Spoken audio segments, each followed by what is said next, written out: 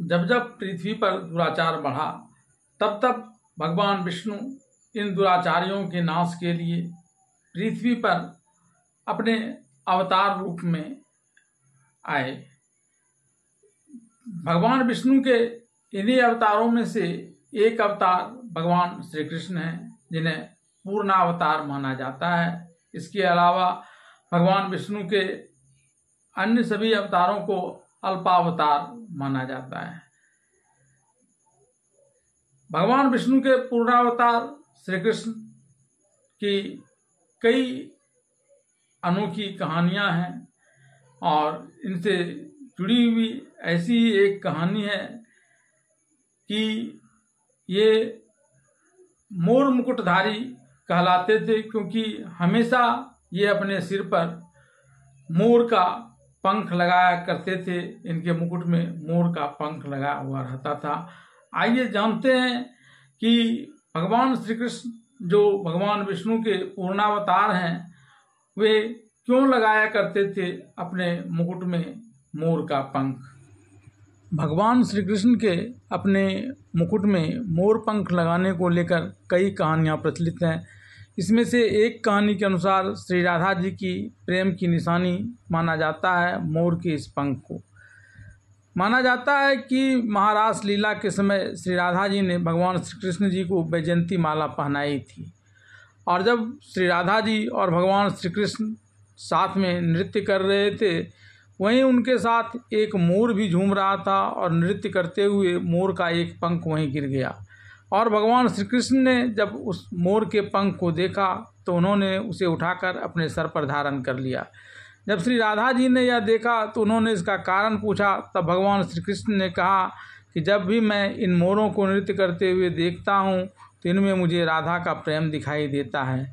यह सुन राधा जी बहुत प्रसन्न हुई और फिर भगवान ने उस पंख को अपने सर पे लगाए रखा और श्री राधा जी ने और भगवान श्री कृष्ण जी ने फिर से नृत्य करना प्रारंभ कर दिया। और तभी से कहते हैं कि राधा रानी के प्रेम की निशानी के रूप में भगवान श्री कृष्ण अपने मुकुट में मोर का पंख लगाया करते थे।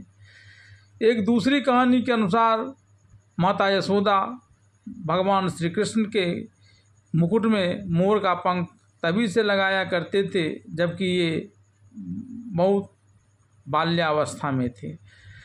माना जाता है कि जिस प्रकार से इनके जन्म के प्रारंभ से ही पूतना से लेकर अनेक राक्षसों को श्री कृष्ण को मारने के लिए कंस ने भेजा, तो माता यशोदा ने ज्योतिषियों से इनके दोष गुणों के बारे में पूछा था। तब ज्योतिषी ने बताया था कि भगवान श्री कृष्ण को काल सर्प दोष है और काल सर्प दोष के निवारण के लिए उन्होंने भगवान श्री कृष्ण के मुकुट में मोर पंख लगाने की बात बताई थी, क्योंकि मोर को सांप का दुश्मन माना जाता है।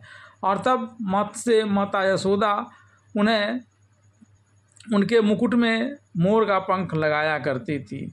और कहा जाता है कि वास्तव में उन्हें काल सर्प दोष था और कालिया नाग के रूप में उन्होंने कालिया नाग का वध करके इस सर्प दोष को तो दूर कर दिया, लेकिन अपने सर पर हमेशा वे माता यशोदा की प्रेम की निशानी के रूप में मोर का पंख लगाते ही रहे।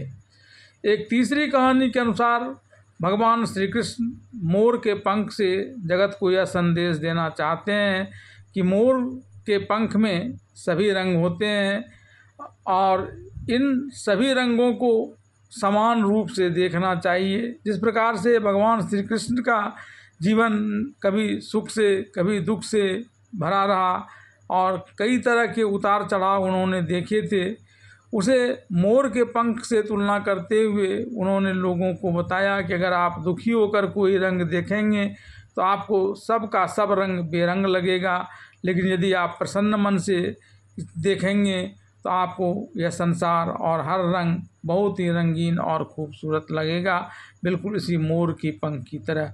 तो इस उद्देश्य से लोगों को परिचित कराने के लिए भी भगवान श्री कृष्ण अपने मुकुट में मोर का पंख धारण किया करते थे।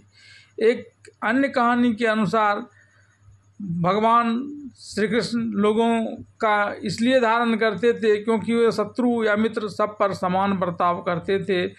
मोर का पंख जहाँ मोर का प्रतीक था, वहीं इनके भाई बलराम जी को जो शेषनाग के अवतार माने जाते हैं, तो इस प्रकार से नाग, एक तरफ नाग और दूसरी तरफ मोर, जिसको परस्पर दुश्मन माना जाता है, उनको भी ये समान रूप से व्यवहार करते थे और संभाव रखते थे।